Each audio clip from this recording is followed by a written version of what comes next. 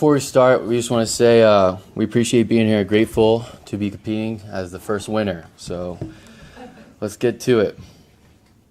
My name is Dillon Hagy. I'm Tony Juhasz. And we're here with American Philanthropic Apparel, an American philanthropic organization. Today we'll be covering our value proposition, our market opportunity, target markets, elements of humaneness, alliance network, our business model, and ultimately our future vision.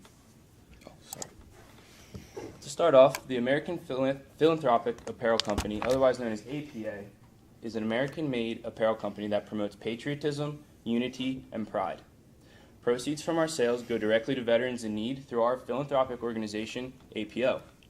APA will exist online and is founded to serve those who have served us. On the other hand, APO, our American Philanthropic Organization, forms partnerships between universities, students, and local chapters of veteran organizations to provide the support to veterans in need. APO members will perform community service for these veterans that are in need, and ultimately they heal America one community at a time. The business of humanity market opportunity. APA bridges the gap in the marketplace because consumers yearn for a way to give back and unify this country. By purchasing and wearing our apparel, they can do just this. The quality, tasteful, and patriotic merchandise is offered at a very affordable cost, so people will be very eager to wear it. Let's face it, all universities are concerned about their image, especially in their local communities. APO acts as a bridge between the community and the university, ultimately strengthening their relationships and enhancing the understanding for each other. APO provides students with the opportunities to get the real-world experience that they need for their post-college careers, and with members engaging in their communities, they ultimately serve those who have served us. Value proposition. There is a realistic, exciting marketing opportunity to create patriotic apparel. Every purchase will feel like a donation, so the customer will feel satisfied beyond our product.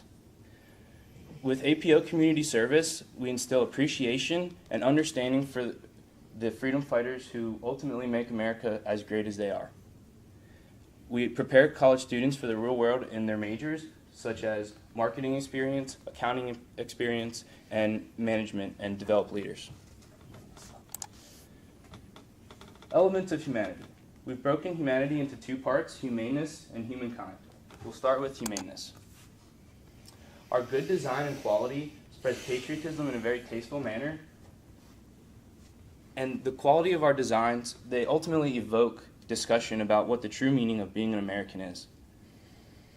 Through the triangular relationship APO creates between the university, community, and students, it builds a connected web of chapters across the country that ultimately lays the foundation for a socially sustainable enterprise.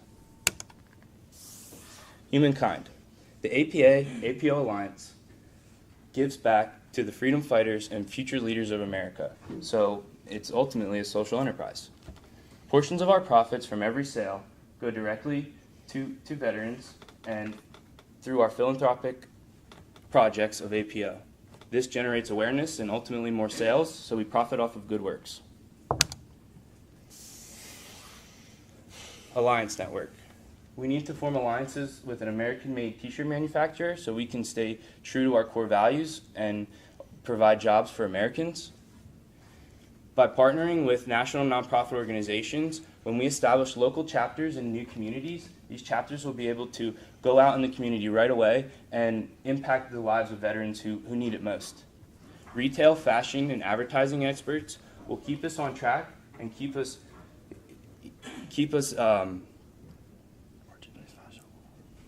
our merchandise fashionable and ultimately patriotic and prideful. Angel investors, VCs, and board of directors will provide our mentorship and necessary investments, while the universities and professors will provide mentorships and facilities for our APO members. By forming alliances with military, emergency services, police forces, and the freedom fighters, we will ultimately understand them better, and we will be able to provide the needs that they need the most. All right, so we're going to talk about the target market. Before we get to the national target market to start, we're interested in Pennsylvania. and that's due to Pennsylvania being the fourth highest populated state for veterans with 930,000. It's also the sixth highest populated state with around 13 million citizens. And then another reason for that is, given that we founded this philanthropy organization, which is currently up and running, we'll get to it here at IUP, we have connections and friendships throughout the state system in Pennsylvania, and we're looking to expand to about 3 campuses next semester. And because of those resources available, Pennsylvania is at the height of our target market. Go back. Okay, so in order to get a national target market who would pay for our apparel, we separated age groups into their generations, and we took into factor the percentage of those generations that are considered patriotic, and we got our research online. After we did that, we got a total of 156 million Americans who are patriotic, and we believe if we capture 90% of American patriots, we'd be able to market to around 140 million people. In order to get our true target market size, we did some research and found out that 47% of Americans shop online for t-shirts. If you multiply that by the 140 million Americans who are patriotic, that gives us a number of about 66.23 million Americans who are patriotic and would shop online for our product. And given we're a web-based company, to also cut on overhead costs with retail stores, that's another thing to keep in mind. And this other fact, there's 21 million veterans in the United States. They're factored into the patrioticness. I'm sure none of them said that they're not patriotic.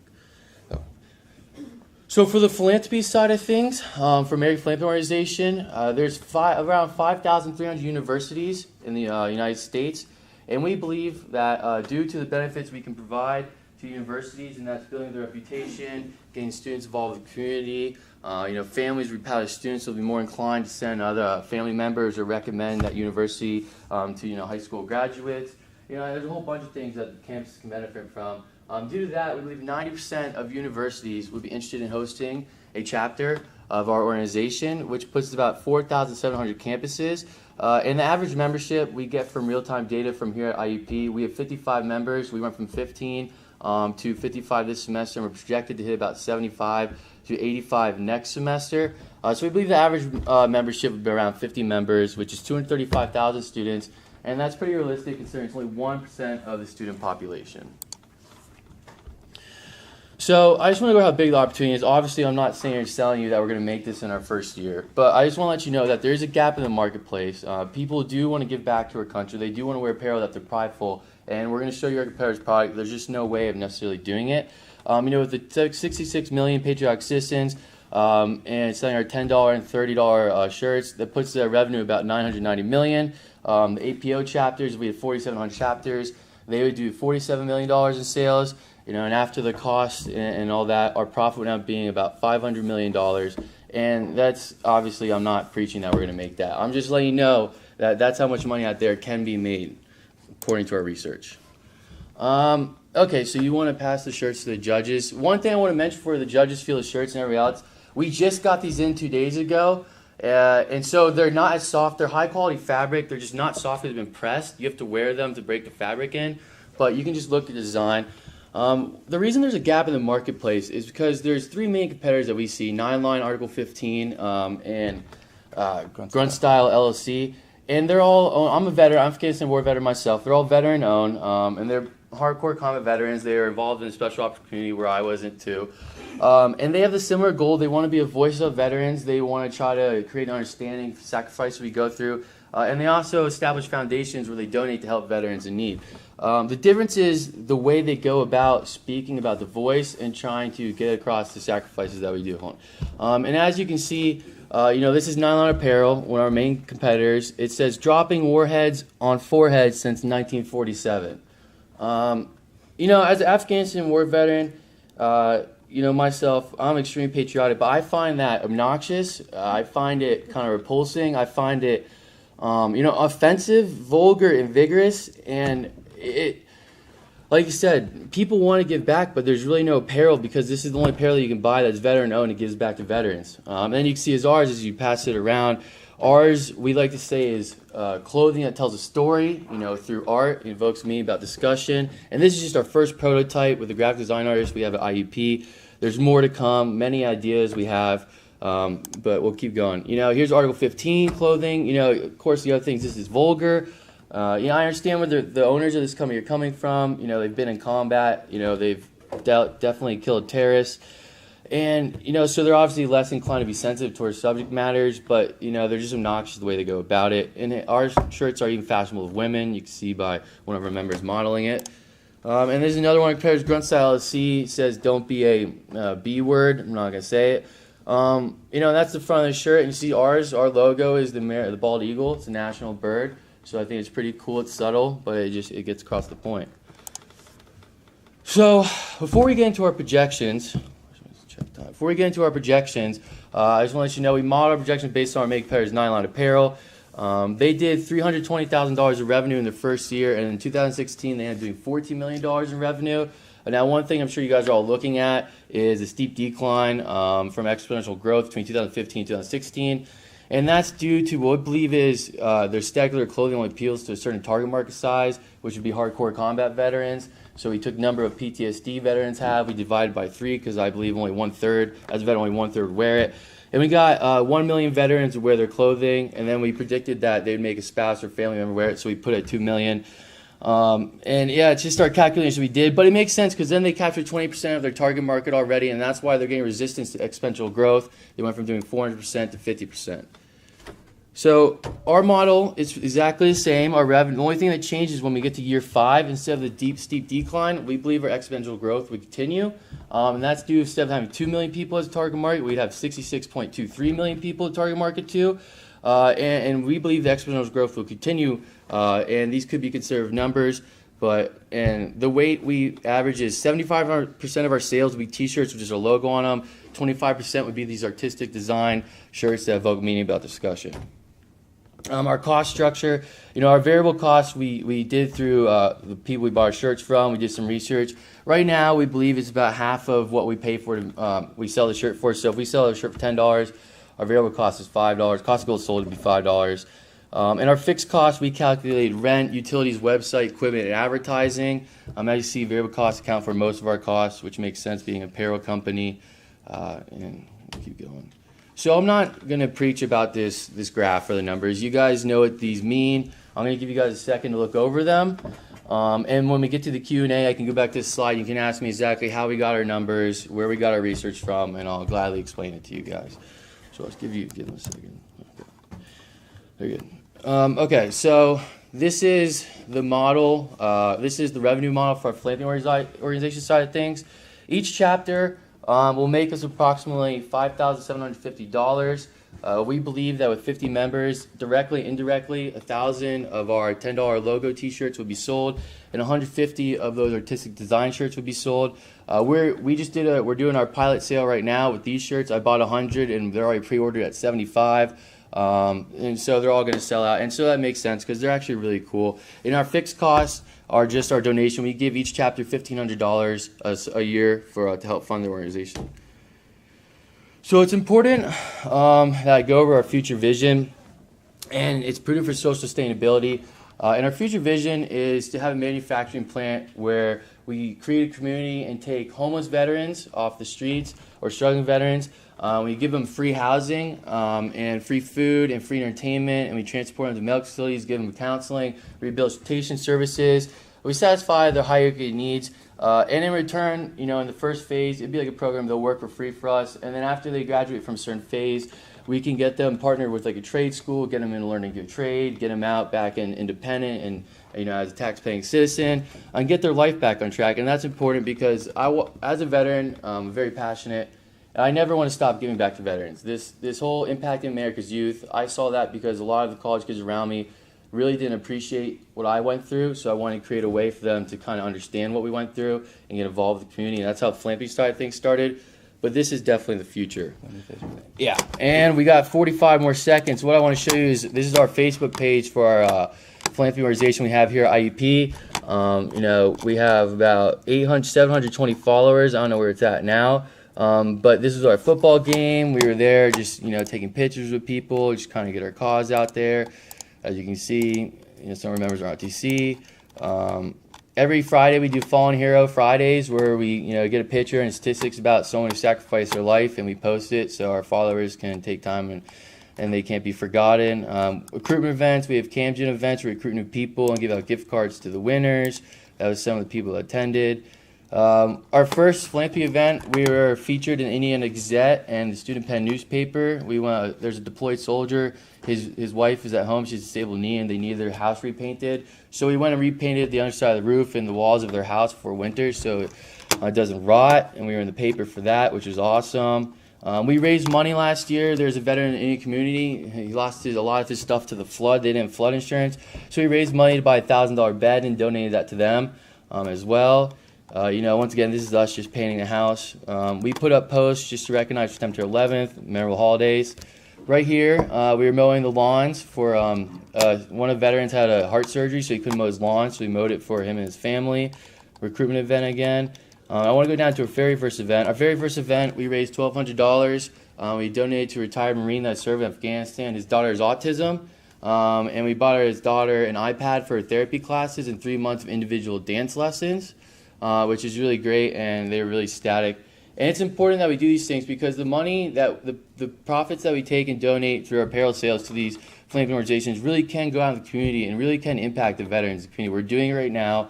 It's gaining a lot of traction. We're in talks with the executives IAP. I'm meeting with Governor Wolf's Middle Class Task Force to talk about things like this. I'm going on TV in December for the PNC News Channel to talk about how to utilize clubs the way we're doing. We met with the chief of police for the borough. We met with the chief of police of our campus police. We're about to meet with the chief firefighter. We're volunteering for a marathon on Sunday for Team RWB, and we're going to meet all the executives there.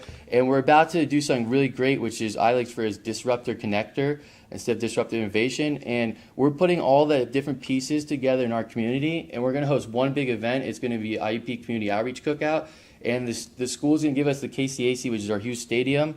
And they already said they would, and there'll be about 1,000 people attending. We'll have the police forces will come, the firefighters will come, the students will come, the veteran organizations will come, the citizens of the town will come. It'll be this whole thing where we can get everyone together to talk, to try to build and understand each other. And we're in the works. We're getting very close, and we're projected to host that event in the fall of next year.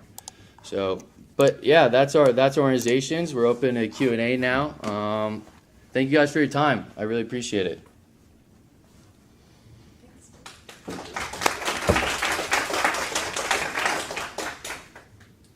So how are you vetting the nonprofit organizations that your chapters are going to work with in order to make sure you don't get involved with an organization that doesn't really benefit veterans? Definitely. Charity Navigator, you can go on there and check it out. But just through research, you can go online and find the best nonprofits to give back to veterans. Team Red, White, and Blue is a big one. We all know the VFW is a big one. And we just did our research online and called around. We met the people before we donated to them. We talked to them. We made sure that our donations are going to go back to them. We also made sure that we also use them for more than just donating. These organizations, when they need to see a veteran that needs help, they contact us. They say, hey, this needs to be done. We say, hey, okay. We contact the veteran, we go out, we perform the community service. So we use them to also vet veterans perform community service as well. And the biggest thing is we want to actually physically see the people that we're affecting their lives. Most organizations you'll donate your money to, and your money disappears, and you don't know if it actually is going to a family or where it's going. So what we do is we put a face to a name and give you something that you can feel good about to donate to.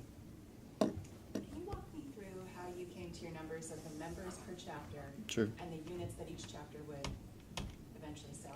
Yeah, that's fine. So we'll go right here.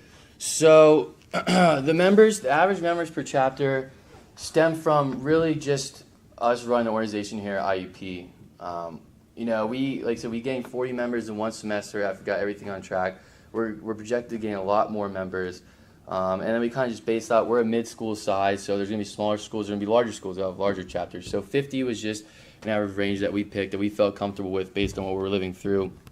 As far as the units go, the units came from, so if we go to Nylon Apparels, we were able to find their revenue, and then we calculate the average price of their shirt. Some shirts are 20, some shirts are 35. So we just average the weight for $25 as the average price of their shirt. We divide the revenue by the average price of their shirt to get their units. And because we use their model, because it's a very similarly structured organization, we took the weight of 75% of our shirts are going to be $10, 25% are $30. So the average of that is a $15 shirt. So we just divide the revenue by that average, and we got our units. So sorry. About the organization. Oh, you're asking about the philanthropy organization. I'm actually curious how you're calculating. I think if I saw correctly, each collegiate chapter would sell somewhere in the vicinity of about 1,000 units. Yeah, indirectly and directly, yeah. So the 150, where's that? Right here. Yeah, okay, sweet. Yearly. So yeah, we're good. So this is annual. The 150, we'll go to $30 shirts first. The 150 shirts, we're doing a pilot run, and they pretty much sold out immediately with the pre-order. So that's just what we're doing right now. So we said each chapter should be able to sell 75 of those shirts per semester. In the 1,000 shirts, they're only gonna be $10, and they're gonna be really cool. You can wear them out. You can wear with gym shorts. You can wear them whenever. They're affordable. They're patriotic, social cause. We think they'll be a huge hit. And we asked members around. We did some surveys. We asked members around, and they said they'd probably buy 3 at a time, and then their families would buy some here and there, and then their cousins would buy some, and eventually it just gets spread indirectly and directly through social media and just advertising. That we just came up with each member, each semester somehow someone's gonna buy. They're gonna get 10 shirts sold between them. So it's like $100 in sales, $130 in sales per member, which we think is pretty realistic for one person. And then we just calculated the rest. Given that the price of your shirt is about $15 and you're targeting it to be manufactured in the US, Mm-hmm. right? Could you give me a breakdown of what your marketing costs are going to be, what your manufacturing costs are going to be, and what your labor costs are going to be on top of that?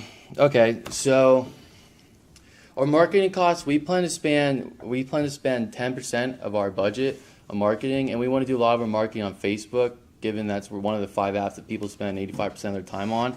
So that's a huge outlet we're going to use, and with web-based sales, it'll correlate. So if we go to our revenue, like you said, if we're making $40 or $70 million, we'd spend $7 million on marketing.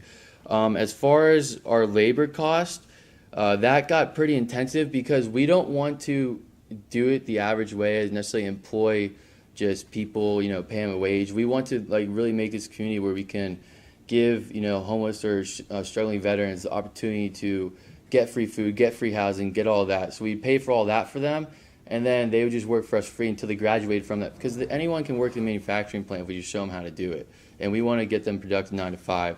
So we were calculating the cost, but we just felt that they were so far stretched projections from now that we didn't get to calculating the community development costs that we were talking about. So I apologize. And for the manufacturing costs right now, we've contacted T-shirt suppliers, and right now we're averaging for our $10 T-shirts, we can manufacture those for $5, along with these can be manufactured for $15. Mm. And that's just buying from a printing shop, like a pretty big printing shop that we can strike a deal with, and they'll say, hey, we'll make a contract. So right now we're paying 5 for T-shirts and 15 for these. And How sure are you that they're made in the US? oh, well, see, the problem with these ones, that's the thing, these ones actually aren't, and this is the prototype. I just need to get the design out there. These ones are made in Honduras, and trust me, I didn't want to do this, but I needed the design to get feedback on if people actually responded well to the artwork and the kind of trend we're introducing. I called the company, where your stuff's from, and I was like, well, this is all I got. It's high quality, and we just have to work for prototypes. But we're getting into the phase of seeking American-made manufacturers now. Thank you. Yeah, thank you. So I'm gonna dive into the political pool. Go ahead. Great. Regardless of where we all sit politically, Mm-hmm. everything is politically charged these days. Yeah. Including patriotism and what that means. So my first question is your general response to that. But then my second question is that your projections are largely based on the number of people who are quote unquote patriotic. Mm-hmm. So I would like some more information on where that research came from and what kind of assumptions you made to lead it to actual numbers. So you want to talk about the research? Yeah. First off, to answer your first question about patriotism, the way we look at patriotism is people that want to unify this country and not let the political barriers separate them and tear us apart. What we're looking to do is have everyone come and unite and come to one cause that can bring everybody together. Before, That's a much bigger challenge yeah. than veterans. Well, no, you hold on. No. So patriotism. Regardless of views on the government or who's in charge and all that, one thing that we can all be grateful for is our freedom. Whether you realize it or not, there is a war on terrorism going on. If we weren't fighting that war, it would be here, and it would be affecting civilians all around the world a lot more than it is now. So regardless of who's in charge, we see patriotism as just citizens wanting to support veterans. It's not about the government. It's not about President Trump, this and that. It's not about your views. It's just about a way to give back to the people who protect our freedom. And that's how we see patriotism. And that goes with the uniting, but that's how we see it. And then the research, yeah. Good. Right here, we found our research. It was a public opinion study from AIE. It broke it down per demographic. They had age groups, they had gender, they had race, political party affiliation. But we chose to do gender we chose to do age just for the pure fact that it breaks it down into an even study for people that doesn't include political background, doesn't include race and ethnicity, and so that's where we got our numbers from. Is that American Enterprise Institute? Right. Yes. So your revenue projections are based on your competitor. Yep. And your growth projections are based on rolling out your chapter model to other universities. So how did you look at how the revenue growth chart and the chapter growth would fit together, and whether you would be able to expand your network quickly enough to achieve that type of revenue growth? How do those two fit together? So, the two fit together. And like I said, we did base it off of our main competitor just because it's so similarly structured. Sure. It's just our apparel market's still a bigger consumer base, so that's where we continue the growth. As far as them correlating together, as we're able to take profits and go out, this goes to the fact of just us believing and living it right now, and speaking with the executive assistants to our president Driscoll at our university, and meeting with the chief of police, and meeting with all these different people, and we go and have conversations with them, and they're like, why wouldn't anyone ever accept your proposal, your deal? Why would a school turn you down when you say, hey, we're going to come here, here's how you're going to establish an organization, here's the processes, here's a constitution, because that's go through the Student Government Association, here's what works and what doesn't, here's research we've done on your school in your area, here's the nonprofits surrounding your university that you need to contact with, let's get the professor involved, we'll fund it, we'll mentor the students, we'll help them get in contact with the nonprofits, we'll bam. So our growth, the way we see is, whenever we have the money, we can just go and establish them right away. I would hope that universities would just be open to letting us come and do that. And you don't have to go through university essentially either. You can just find a student on LinkedIn that seems ambitious and contact them and be, hey, I've received scholarships for what we're doing. He has too. And say, hey, we'll give you a scholarship because our profs are alumni. We want you to go and register this organization through the Student Government Association, because he can do it as a student. We didn't do it through the university. And so there's multiple outlets, and I just believe that as soon as the funding comes, as soon as we can establish our chapters, and that's just my belief. We're looking to establish chapters in other universities as soon as next semester, upwards to 3. We're looking at Shippensburg. We have strong connections there. A community college actually down back in Lehigh Valley, one of our alumni's younger brother starting community college, so he wants to get involved there. And probably Westchester, because we actually have strong connections there with other students as well. And so, like you said, we can just use our connections, and students can just go do it. We just got to provide the resources to make it happen quickly. I think it's, we'll take your time. Thank you. Thank you. Thank you, everyone. I appreciate it.